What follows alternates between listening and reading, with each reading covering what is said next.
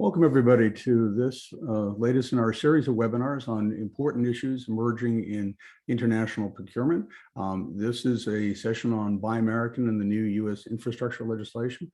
On behalf of GW Law School, George Washington University Law School, let me welcome you. I'm Chris Eukins. I'm a professor in the program at George Washington University Law School, and we're delighted to be hosts of this series of webinars. As I'll be mentioning later on, the recording of this session will be available on the program page, Public Procurement International, and it will also be available on the YouTube page for the GW Law program. We will be, during the course of the session, we'll also be having chat questions coming in, and those will be recorded and will be posted as well. The public chat will be posted as well. During the course of the session, if you have questions, as noted, please use the chat instead of using the Q&A. During the course of the session, our panel members will be responding to the chat, and we will be reserving some questions from the chat till the end of the program. I should emphasize that all panelist statements being made today are being made in their personal capacity, not in their institutional capacity. We have another program coming up on the False Claims Act and Fraud and False Claims Act. Information is available on the GW Law events page, and this is going to be a very interesting program on how the False Claims Act is being applied, including how the False Claims Act will be applied to contractors that fail to put in place appropriate cybersecurity systems. If there's fraud involved, there's an initiative to address that, and that will be discussed as well in this upcoming webinar. So I encourage you to sign up for that as well. We have today over 500 registrants for today's program. We're really delighted that so many people could join us from around the world. A map of all the registrants is available on the program page at publicprocurementinternational.com. And you can see that our registrants come from over 5 different continents around the world. We're joined this morning by really a very distinguished panel of experts. First is Jean Greer. She is a principal at Jaggi Consultant. She was the senior procurement negotiator at the U.S. Trade Representative from 2002 to 2012. And before that, she was senior counsel for trade agreements at the Commerce Department for 15 years. She's a graduate of the University of Minnesota Law School, the University of Washington Law School, where she got an LLM, and she was a Fulbright scholar at Tohoku University in Japan. We're also joined by Scott Scheffler, who is a partner at the law firm of Felsman Tucker in Washington, D.C., where he focuses on grants and contracts law. He's a graduate of our program. He heads the government contracts practice at Felsman Tucker.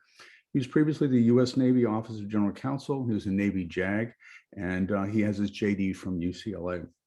Rob Anderson joins us. He was the counselor and the team leader for government procurement at the World Trade Organization, the WTO, for nearly 22 years. He's an external lecturer now at the University of Bern, University of Rome Tor Vergata, University Catholique de Lyon, and he's an honorary professor at our sister program at the University of Nottingham.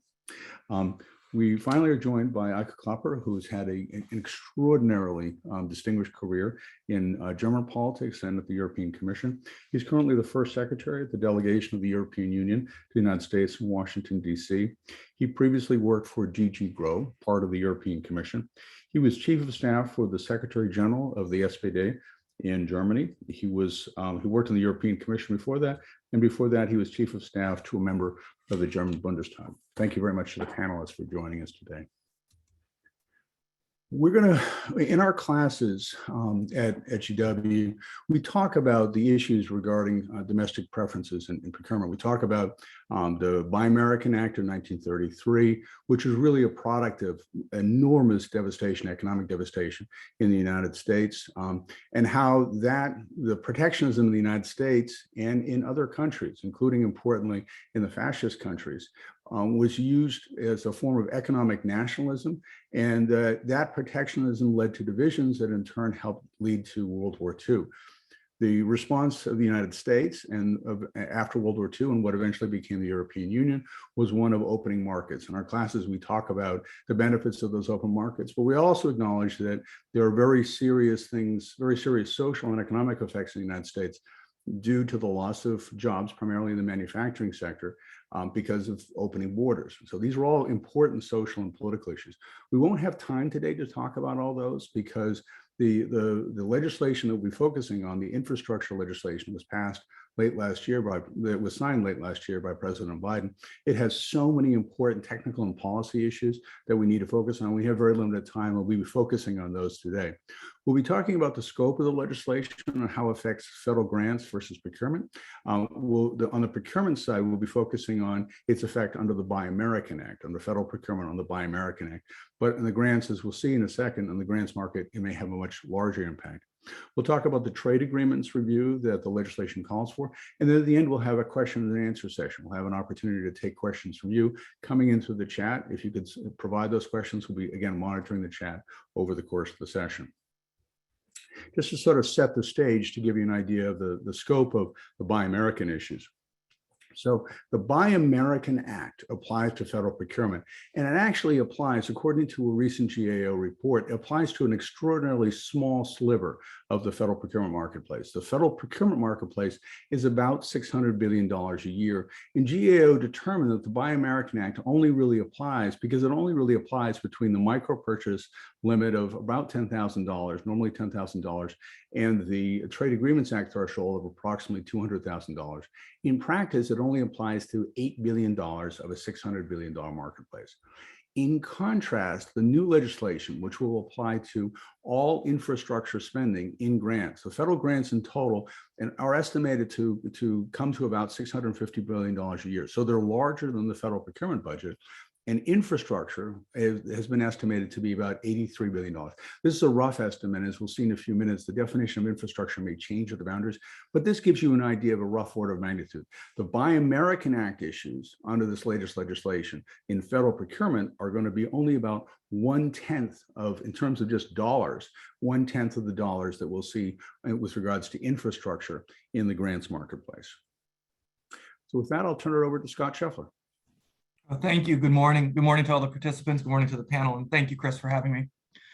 So when we talk about the federal financial assistance marketplace, I think oftentimes it can be somewhat misunderstood. So as a baseline matter, when we're talking about the Infrastructure Investment and Jobs Act and what it's done, I think it's useful to start with an understanding of how the system is structured from a federal standpoint.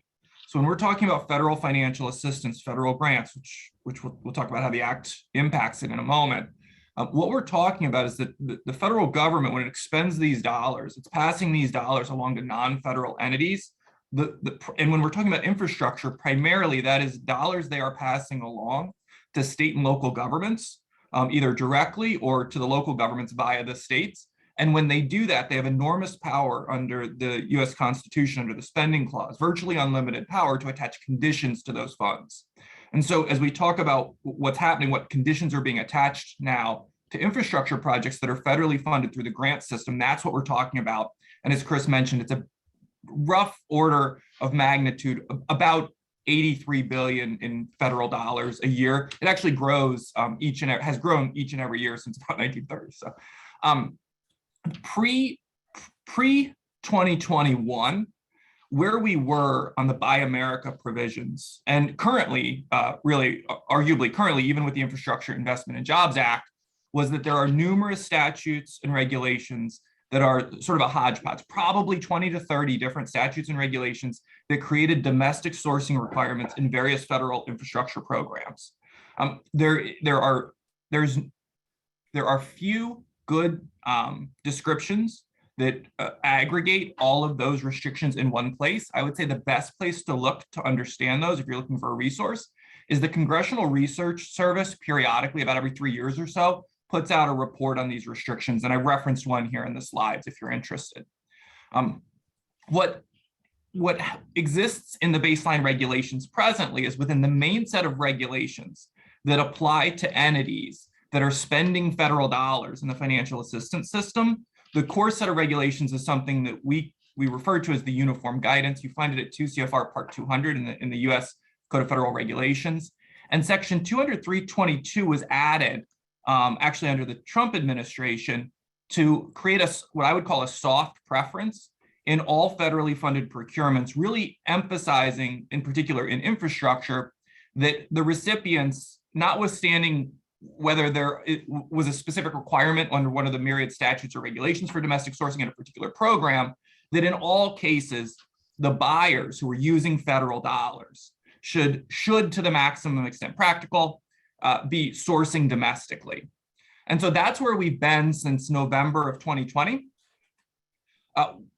With that, when the Biden administration came in, one of, as you can see, by the date, January 25th, 2021, one of the first executive orders that President Biden issued really doubled down on this policy of domestic sourcing. And I don't think we knew whether they would or would not, but Executive Order 14005 reaffirmed this policy of maximizing domestic sourcing, and then also created an OMB, an Office of Management and Budget level office called the Made in America office that was going to coordinate this policy, and actually proving or demonstrating the fact that this was a very, very disparate, diffuse sector in terms of the laws, that there was no one set of laws that applied to all purchases. One of the first things this office was to do was to actually gather information from the various agency heads that were funding infrastructure. So Department of Transportation, for example, that process was ongoing as the Infrastructure Investment and Jobs Act was enacted.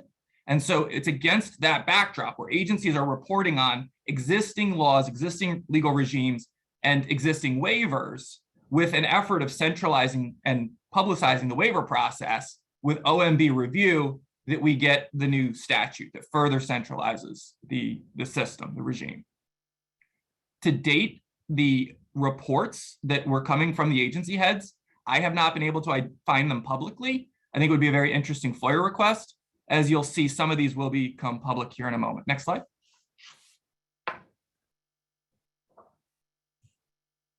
So against that backdrop, what we have, the really sweeping requirement under this new statute, and I hate to read text of a statute in a webinar, but this is really, really the key requirement, is that not later than, so this has been interpreted as May 14th, 2022 by OMB, not later than 180 days after the enactment of the Infrastructure Act, the head of each agency shall ensure that none of the funds made available for any federal financial assistance programs, this is sweeping, this is not programs funded by this statute, but any federal financial assistance program for infrastructure may only be obligated for a project if all of the iron, steel, manufactured products and construction materials are domestically sourced. And then it creates a process for waivers. And again, it suggests that this waiver process will, either the decision-making will be centralized, or if the decision-making isn't centralized, which is actually possible, it will be at the agency head level. Whether OMB will have to approve those waivers is yet to be seen. But that waiver process, the publication of the waivers will be centralized through a GSA website. One of the things, so what this statute is doing is it's actually now creating a new baseline standard for domestic sourcing in all US infrastructure into the future. So instead of just that hodgepodge of statutes, which we still have, we now have this government-wide baseline that in many cases will be a higher standard than those existing statutes. How this will roll out, from what I've heard from industry and from what I've seen in the past with similar efforts, it is unlikely that we'll see much action on this before May 14th. What we are likely to see is that as we get to May 14th and beyond, OMB will continue to issue guidance. The state and local governments will almost certainly view this as a compliance obligation more than a policy matter. And so what they will do is they will delegate or download this obligation to the general contractors through the terms and conditions of those contracts that they're in, through their procurement processes, through the contracts that they're entering into with the general or the prime contractors. And then it will really be the prime contractors, the general contractors that are performing these projects that will be managing the underlying obligation. And so to that end, those general contractors, what they'll be facing is really this backdrop of periodic enforcement by agencies, And then the constant threat of enforcement by relators under the U.S. Federal Civil False Claims Act. Since these contracts are in the background, they're funded by federal dollars, and it's very well known, right? It will be known to the general contractors that they are funded by federal dollars. They'll be exposed to false claims risk. And so in an area like this, the main false claims risk, in my view, that they'll face will be that they'll have internal whistleblowers alleging that they spent millions of dollars on a non-compliant product and certified that the underlying product was in fact compliant. What I do think we will see probably before May 14th, it's hard to predict, is that section 200.322 in the uniform guidance we'll see a proposed rule to update the language there. Presently, as I said, it's a soft preference. It's not a hard preference. This new law is a hard preference. And what I expect we'll see is that it will be made more specific to infrastructure. Again, we'll have to see what the proposed rule says, but I'd watch for it. And then we'll also get, right now, we do have definitions for manufactured products. We do have definitions for, I believe, iron and steel. That's fairly self-explanatory. What we don't have a definition for in the grants world is construction materials. And so to that end, what I'm hoping we see is that on the grant side, we'll simply cross-reference the FAR definition for construction materials. And so with that, Chris, I'll turn it back to you to talk about that definition. Thanks very much, Scott. That was a very excellent overview. So as Scott referenced, the FAR does include a definition of construction material. This is at 52.225-9. And as you can see from the definition, it will, if this definition is adopted by the regulators implementing the infrastructure legislation, it will set up a tiered compliance strategy for contractors, the vendors selling into the grants marketplace, this $86 billion grants marketplace. The first and safest harbor is a COTS exception, a commercial off-the-shelf exception that is included further, and I'll show you where in just a minute, is included as part of this overall definition. So commercial off-the-shelf, with commercial off-the-shelf construction material, that construction material is going to be exempt with regards to a component. So for example, if you have a wall being delivered for the side of a building, if that entire wall is considered construction material, a Chinese doorknob that is included in that the wall, the Chinese doorknob will not be, which is a component, it won't be considered as part of the Buy America or Buy American analysis. But that's an open question, whether or not that COTS exception for components will be carried over to this new rule under the grants. We're looking right here at the rule under the Buy American Act. This rule, by the way, was changed not because of issues within the Buy American Act, but the COTS exception was created in 2009 in response to the Clinger-Cohen Act in 1996. The Clinger-Cohen Act said, for COTS items, there should be a list of statutes that are not applicable. That in practice now, many years later, it's a very short list, but two of the items that are exempted are Buy American supplies and Buy American construction materials. And the 2009 regulatory history explains why, from an economic perspective, that COTS exception was created. So the first tier is going to be a COTS exception if that's available. A second tier, if this definition is adopted, the second tier will be in compliance, will be materials purchased presumably by the grantee, being that the grantee then would provide those supplies to the construction contractor, and the materials coming directly from that are bought and given directly by presumably the grantee would fall within the exception here in the purple language. After that, things get much more complicated, because as you're trying to figure out where construction material is manufactured, is it manufactured in the United States or not? The Act says that all the manufacturing processes have to occur in the United States. So it has to be, the construction material has to be assembled. If they adopt the FAR definition of manufacturing, it has to be assembled in the United States. But figuring out that process is going to be very complicated. It's a huge compliance burden. One thing I do want to emphasize is that this area of law, the construction materials under the Buy American Act, this area of law really turns on what I call the guy with the clipboard.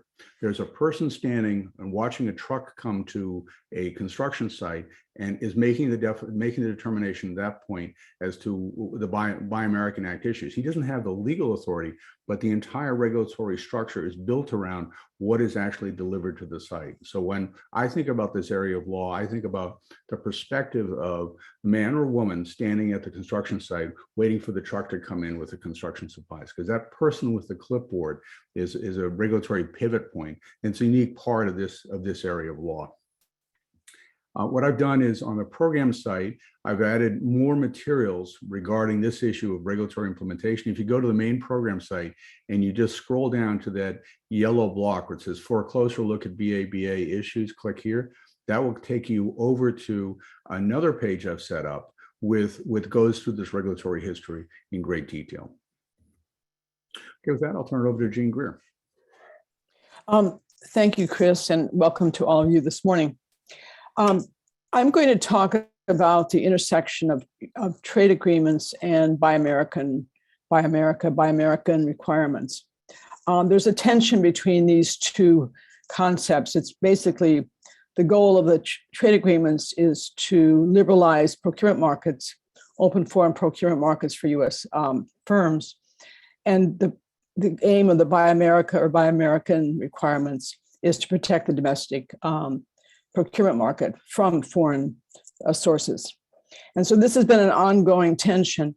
The US entered its first agreement 40 years ago, the WTO Government Procurement Agreement, which is the premier agreement, which now covers 48 WTO members, including the US, the EU, and a number of other countries, mostly developed countries. Now, what these agreements do is they specify what procurement the U.S. will cover under these agreements.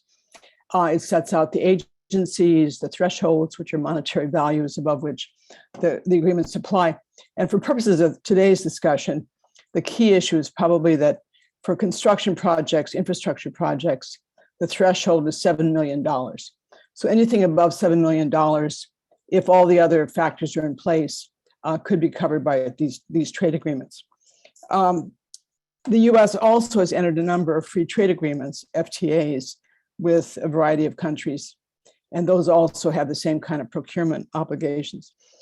So under these agreements, the basic obligation of the U.S. is to provide what we call national treatment, and that is that it must treat the foreign goods, services, and suppliers of its trading partners, trade agreement partners, the same as it treats its domestic sources. So that means it cannot discriminate. So if a procurement is covered under one of these agreements, then the US cannot apply Buy American requirements unless it's taken an exception for those requirements in the agreements. We've been talking a little bit about the Buy American Act. The US exempts or issues a waiver for all procurement covered by the Buy American Act from these agreements. So when Chris was talking earlier about the sort of a small amount of procurement that's actually covered, or a small amount of direct federal procurement covered between the micro threshold and the trade agreements threshold, it's because we issued this trade agreements waiver. Now that's different with regard to infrastructure projects undertaken by state or local governments. Because there, the issue is whether the procurement that is funded by the federal government, the infrastructure project that's funded, whether that project is actually covered by the agreement. And the issue there is whether the entity that undertakes it is covered. Now, the US covers 37 states under the GPA, the Government Procurement Agreement, and some lesser number under most of the FTAs. And so the question is whether the state is covered. And if the state is covered as an entity under as a state under one of these agreements, then the question is the particular project covered? And that depends upon whether the state has covered that, the agency undertaking the procurement, whether it's exempted all construction projects from its coverage. And so there's a variety of issues to consider. The challenge has always been for the US of how to handle the Buy America requirements that are attached to federal funding. When the first agreement was initiated, states were not covered. And so there was no provision for any sort of waiver of Buy America requirements.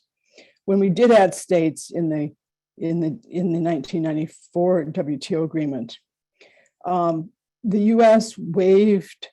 I'm sorry, the U.S. did not have the authority to waive any of these infrastructure Buy America requirements, and those at that point particularly applied to transportation projects. So the U.S. basically said, we're going to take an exception for federal restrictions on highways, mass transit, and airport projects. And so it meant that we did not cover those projects under these agreements. Now, moving forward to the sort of how we've handled these agreements going, in more recent time. Until 2009, when we had the stimulus package under the Obama administration, which was the American Recovery and Reinvestment Act, ARA. Until then, Buy America requirements had mostly been attached to or set out in specific legislation for particular agencies, as Scott alluded to.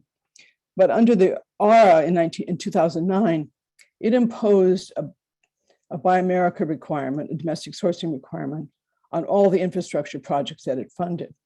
Now, the key distinction here is that it only applied to the projects that it funded. So while it was a broad requirement that applied to many agencies, such as the Department of Agriculture, HUD, and Energy, which had not had these kind of requirements before, the key issue for the ARA was that it was limited in time and scope. So it only applied to the projects that it funded. And when its funding obligations ended at the end of September 2010, so did the Buy American requirement.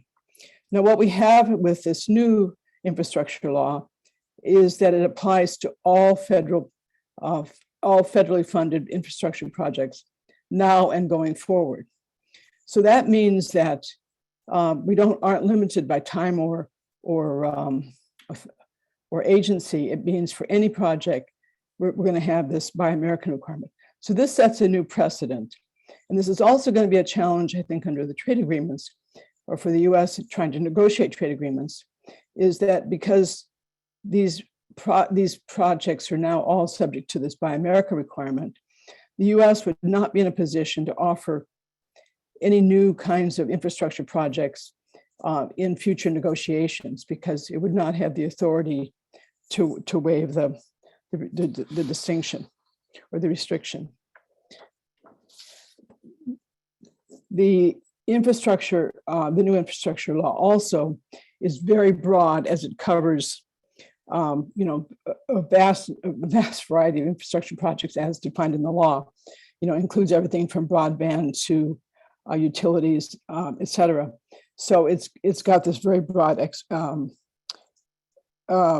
scope.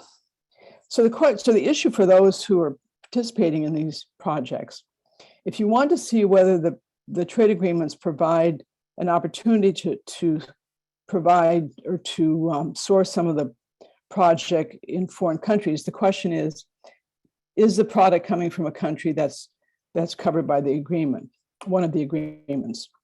And the second question then would be, are there any exemptions for that particular project? And what I would point out is that we cover, as I mentioned earlier, 37 states under the GPA, but we also cover some other subcentral entities, such as the Port Authority of New York and New Jersey, the Port of Baltimore, and the New York Power Authority. So there's a few other non-state entities that are covered, but they're fairly minor. There's also one more law that I should just mention, which is relatively unknown, although it became important during the ARA, and that is a 1995 US-EU bilateral agreement that covers the procurement of 7 cities. And so under that agreement, the cities have an obligation to provide what we call best of city um, treatment. So if they purchase from outside their cities, then they have to allow European suppliers to participate.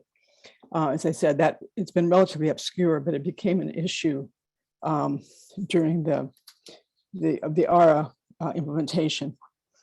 I'm only going to one more quick point, and that is that one of the interesting points in the new legislation is that it amends the Buy American Act to provide explicit waivers for trade agreements. Previously, the U.S. has issued trade agreement waivers for procurement covered by these agreements, but now that's been instituted in the law. And I'll stop here. Thank you. Thanks very much, Jean. I'll turn it over to Rob. So thanks very much, Chris. And it's a pleasure and honor to be here with you and the other panelists today. I will have a little bit different focus. I'm not going to be, from the other panelists, I'm not going to be speaking specifically about the legal impact of the new regulatory and other requirements, but I'm going to focus on this mandated review of the impact of US trade agreements, which is set out in section 70934 of the infrastructure legislation. And this appears to me to be a kind of sequel to the mandated review, which was put in place by the prior US administration under an executive order of the president. And the interesting thing is that that mandated review or report was never released. In contrast, the mandate in section 70934 does call for the release of the eventual release of this report. And again, the idea of the review is to look at the impact of US trade agreements, specifically including the WTO agreement on government procurement and also of government procurement chapters in the free trade agreements, which Jean has mentioned. And of course, and then very much also and specifically on their impact on Buy American obligations. So of course, this is it's always good to review and study and take account of the impact of trade agreements like other government policies.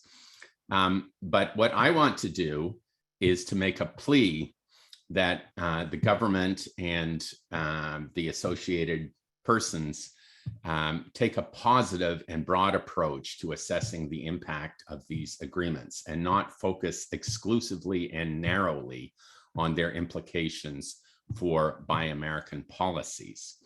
It's really, to me, it's really vital to appreciate that these agreements, which have been mentioned by Jean, the WTO agreement on government procurement and the associated government procurement chapters in free trade agreements of the US and also incidentally of the EU and several other jurisdictions. All of those, by the way, are modeled on the WTO agreement on government procurement with some small variations. So the GPA really is the centerpiece here. That these agreements have been the key to opening and creating a higher level of transparency in public procurement around the world. And this was no small achievement. And it has created many important practical advantages and benefits for US suppliers. Because of the GPA, there are bedrock guarantees of non-discrimination against US suppliers in respect of procurements covered by the agreements. And there are also important transparency requirements without which no one will know what's going on.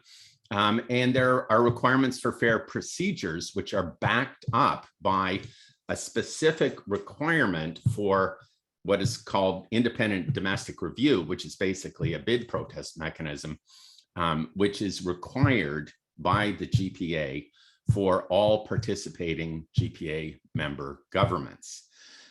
This framework And I'm not suggesting that it's as comprehensive as it should be. And I think it's quite appropriate to review it periodically and to tighten it as required. But this essential framework is the world's hope for extending, an open and transparent approach to government procurement in markets around the world. It is, if there's going to be any hope of achieving real structural change in China, for example, I believe the GPA will be an important tool. I note as well, for example, currently and recently, and somewhat to everyone's surprise, Brazil, which is a huge government procurement market, has applied for admission to the circle of countries which are covered by the GPA. This is a pretty amazing opportunity for US suppliers, as a matter of fact. This will be a huge addition to the market access potential of the GPA. But these things are not going to happen if the US adopts a purely defensive posture in relation to the GPA and the associated free trade agreements. And so, I personally think China, Russia, these are going to be longer term projects and are difficult projects to ensure their accession to the agreement in full compliance with its provisions. But, Brazil is a golden opportunity, and there are other possible accessions as well waiting in the wings. If Brazil comes in, I actually expect that this will be kind of, opening the door to participation by other Latin American economies. So it could be a quite significant thing. But the essential point is none of this is going to happen without renewed US leadership on the international trade and market liberalization front. And with great respect to esteemed colleagues in the European Union and Canada and Japan, other countries that have contributed to this process, very importantly, still it remains that we would not have the WTO agreement on government procurement and these other market liberalization matters without US leadership from the very beginning. And so my plea is that as we approach and as we undertake this mandated review, which is clearly required under the legislation, that we will take account not only of the costs and regulatory impact and impact of these agreements on Buy American policies and measures, but also of their essential contribution to, the core idea of open and transparent public procurement markets around the world. And if we lose that, it will be truly tragic. So I say, and by the way, may I say, I'm conscious that this may sound a bit like a voice crying in the wilderness, and I'm not expecting, renewed leadership to happen imminently. But instead of creating, I will also say, my concern with the new Buy American apparatus, which has been described so ably by our colleagues, this is becoming an ever more complex regulatory structure. And it's also becoming increasingly centralized. And, it has a defensive character to it. It's perfectly reasonable for the US to expect that its laws and policies will be respected in international negotiations. And that's why they have such incredibly skilled and intelligent and tenacious trade negotiators like Jean Greer, who did this and preserved US interests so capably in relation to the GPA and the other trade agreements. So, what I'm saying is, instead of ever greater caution and retrenchment and critical scrutiny, why not renewed US positive leadership for open and transparent public procurement markets? There is, for example, the possibility of a renegotiation, of a review and renegotiation of the existing government procurement agreement. This is written into the revised version of the agreement when it was adopted in 2012, has yet to be activated. But this is a vehicle, to the extent that the US has concerns about these agreements, this is a vehicle for looking at the details. There also was a mandated work program on statistics, which I don't think, with respect, has gone terribly far at the moment, but it is potentially a vehicle for, close scrutiny at the empirical impact of the GPA in relation to the different participating parties. So, why not seize the opportunity, which is posed by the mandated renegotiation and review and statistical work program and so forth. I know this one is going to sound really far out, but consider rejoining the CPTPP, the Comprehensive and Progressive Trade Trans-Pacific Partnership, which after all was negotiated and developed based on US interests and priorities fundamentally. Consider rejoining this. Otherwise, potentially the standards of the CPTPP may be diluted. And realize also the GPA, even apart from its implications for market access and transparency, which are very, very important values, actually, this is now an opportunity for, procurement is very, very important in relation to sustainability concerns and climate change. Recognizing that these are front and center concerns for the current US administration, why not also seize the opportunity to tweak these agreements in support of the administration's goals with respect to sustainability and climate change? I actually believe that the world is kind of ready for that and looking forward to that. The benefits, but my core message for everyone, and this is supported by the economic research as far as it goes, we'd like it to be more extensive, but there are important studies by Kudlina Dimitrova, Bernard Hoekman, and others. They all say that the benefits of the GPA and other agreements transcend narrow market objectives, market access objectives per se. So we should not measure the impact of these agreements solely in terms of the number of contracts won. They're also important for creating legal stability, for market transparency, and for engaging other countries on issues of regulatory policy. This is Hoekman's point, by the way, that the actual discussion and comparative discussion in a friendly context of alternative approaches to regulation in this area creates transparency and creates positive spillovers for everyone. So forgive me if I'm too excited about something I care about rather deeply. And I really just want to say, and congratulations to my colleagues for the expose of all the interesting developments. They're very significant. Let's not fall solely into a defensive posture. Let's realize and remember the benefits of market openness and transparency for US suppliers, and for comity and good relations around the world. And let's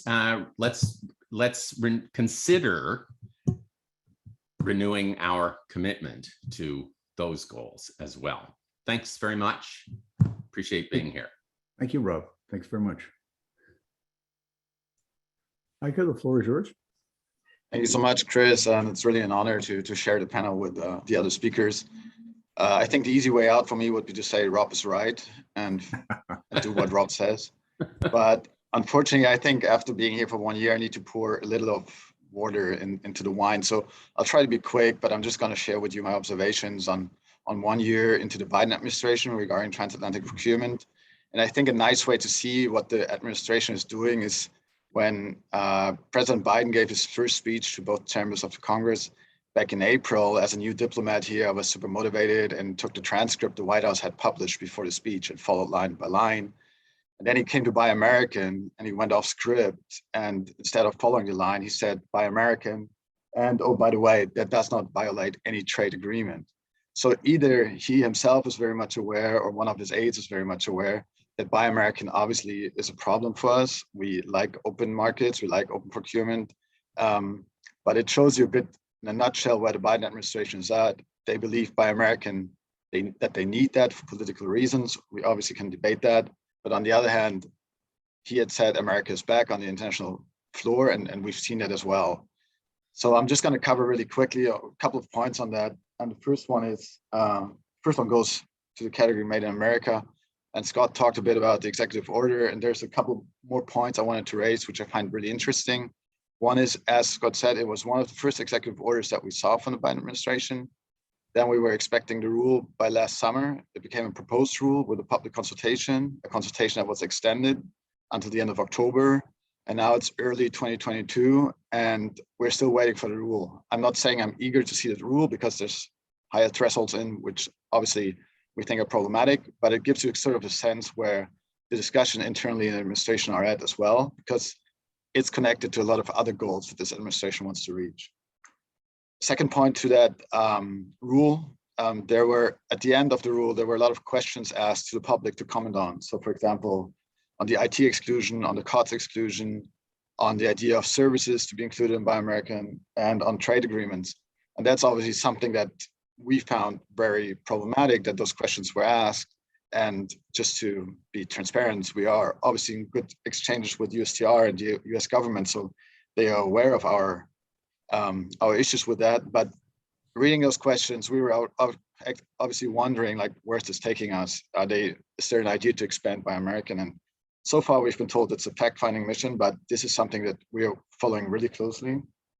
And then there's a trade waiver review and the enhanced price preference for critical products and critical components mentioned in that rule as well.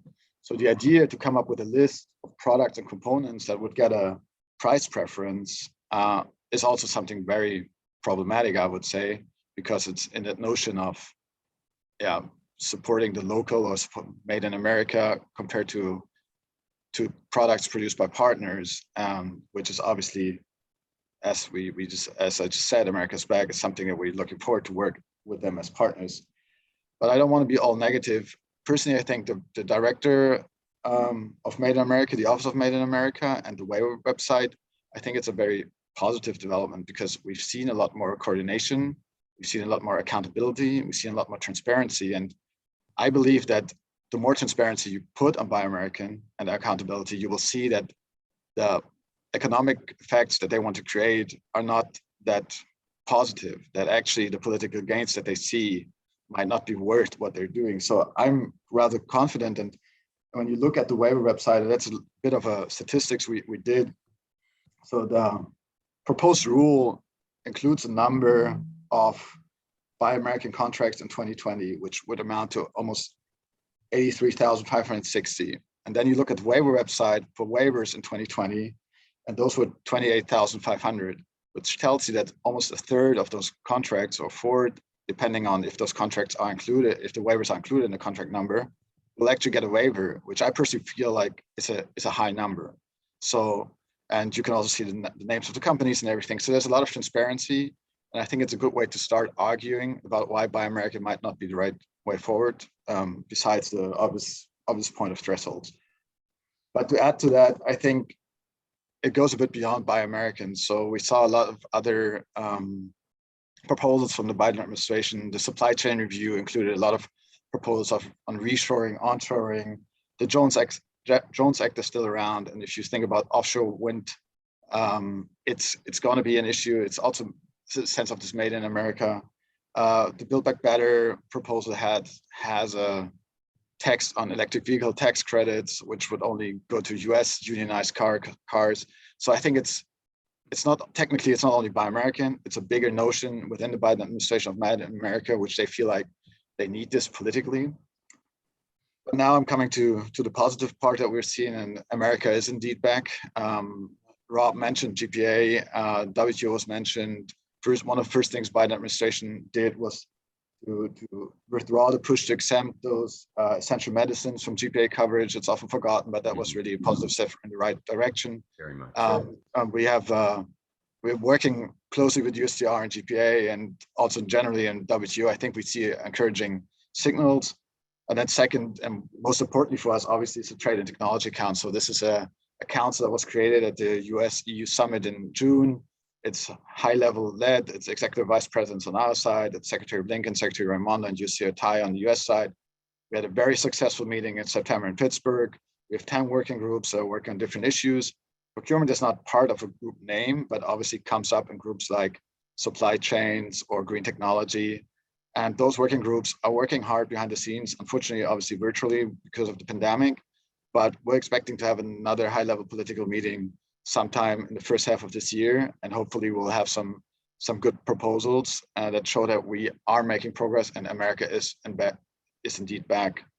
So I'll stop in a second here, but my outlook would be as a diplomat, as an observer here, the bipartisan support for Buy American is so strong that I don't really see any political push to change this. But if you look at the numbers, and there's a very interesting paper on subway cars, actually. So in subway cars procurement, that in the US, you pay 2.7 million per subway car, while in the rest of the world, you pay $2 million per subway car. So you're overpaying subway cars. And my hope would be that one day the taxpayer would come to their elected politicians and say, why are we paying so much money for stuff that the rest of the world is not paying as much money? Can we not use our money more intelligently invested in other things? So that's really not a short-term solution, I agree. But I think if that's the message that could be pushed, we might be able to see some change in Buy American. But for now, also on the Biden administration, I feel like it's a policy that we will have to deal with probably a bit longer. Thanks so much, Chris. Thank you very much. We've got a question in the chat from Desiree Klingler. She asked if you could share your subway paper, the subway paper you referenced. If you want to put, you can put it in the chat, or I can post it to the blog later on. Yeah, I'll do both. Yep. We have just a few minutes left, so I wanted to ask a practical question, because this is actually a question from the chat, and because both Scott and Jean have worked on this, just so the audience knows, Jean was very closely involved in the implementation of the American Recovery and Reinvestment Act of 2009. She was aware of how some of the complexities of applying a federal statute to state and local grantees. So to simplify the question that we got in the chat, let's assume that the federal government gives money to a state, and the state has joined the government procurement agreement, and it has done so without any reservations.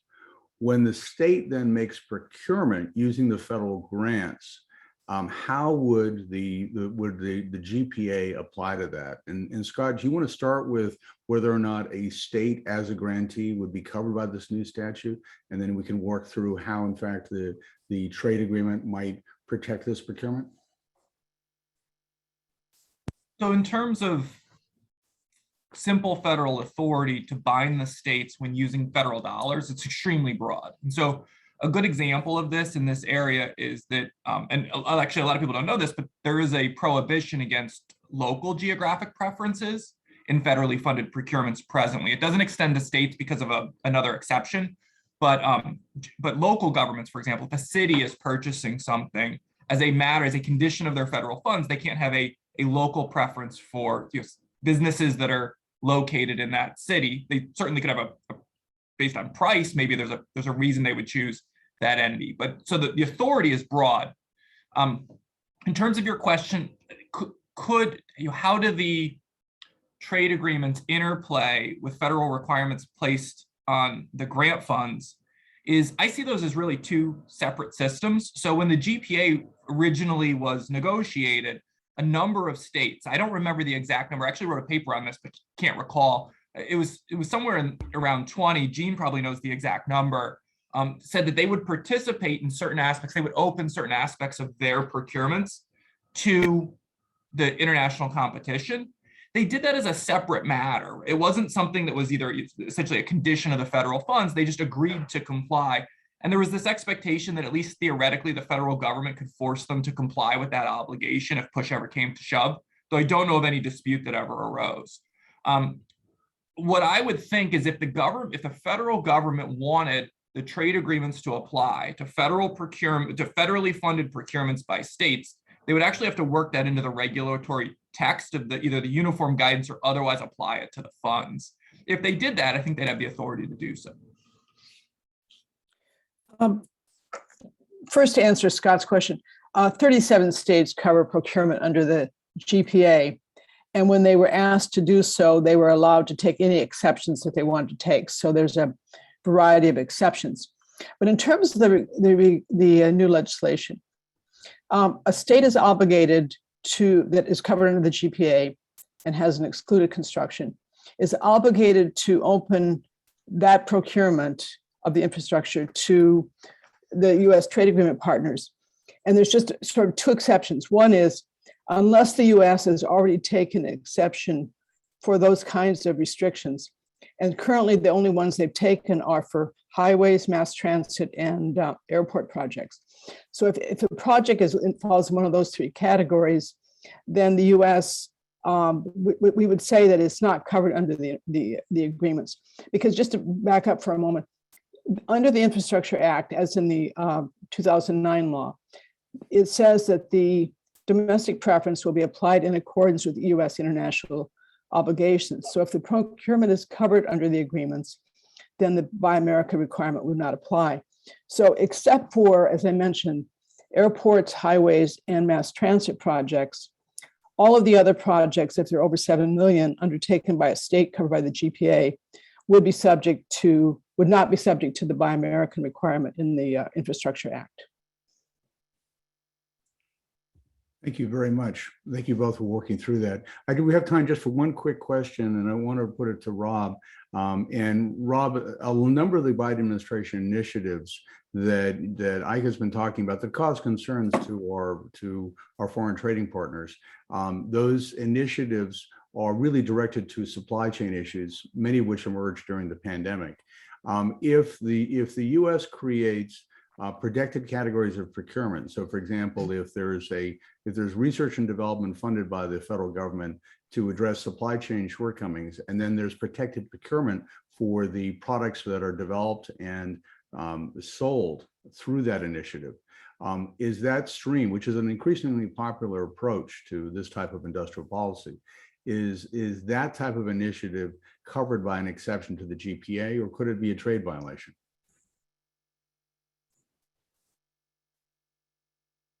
So, I mean, I can't say off the top of my head whether any specific procurement would or would not be covered by the exceptions, but it is important to remind everyone, as you are doing, Chris, that there are significant exceptions which are built into the GPA to cover national security situations and requirements, also to cover the maintenance of human and animal life and health. And these are pretty significant exceptions. There's also, these things came into play recently in the context of the pandemic. There's also,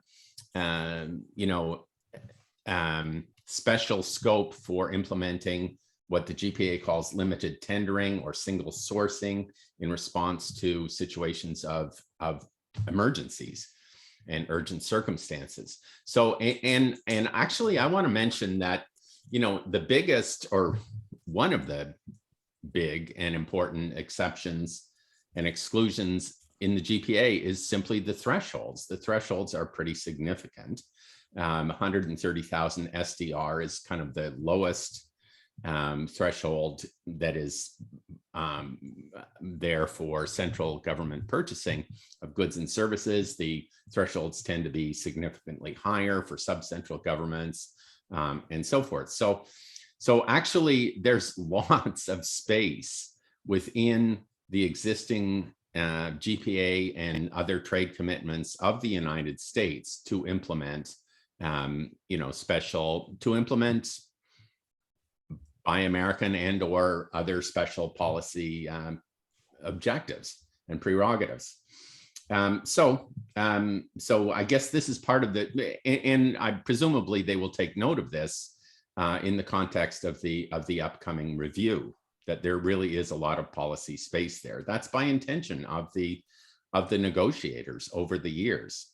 The GPA isn't far from being a straitjacket. It's a kind of skeleton agreement, and everything, what really matters is what countries put into their GPA schedules. And through Gene and others, the US has done a pretty careful job of not putting too much into those GPA schedules. It's not something that the EU and Canada and the others are thrilled with, but it's a fact. Thank you very much, Rob. We're going to have to close off there.